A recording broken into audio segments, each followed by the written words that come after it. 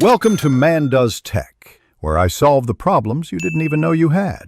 You start now, power down, remove case, protector, SIM or micro SD so hardware access is clear. Once done, clean the screen and edges with a lint-free cloth and 70% isopropyl to remove conductive grime that causes ghost touches. Boot into safe mode to rule out third-party apps.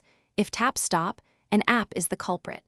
You'll need to identify recent installs. Make sure to note when the behavior began to narrow your search quickly and efficiently. You now diagnose the internals. Inspect the frame for bends and look for liquid indicators. Physical pressure or water will trigger random taps. Run a touch test in diagnostics to map phantom inputs. Watch where false touches register. If tests show constant input at edges, reseat the display connector. Power off, open the chassis, disconnect and reconnect the flex cable.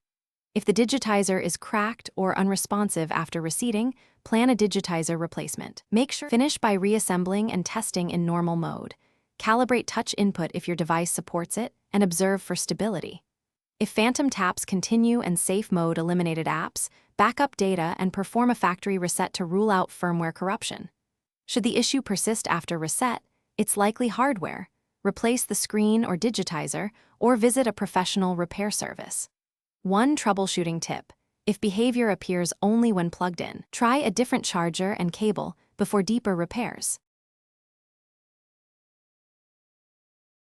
Thanks for watching.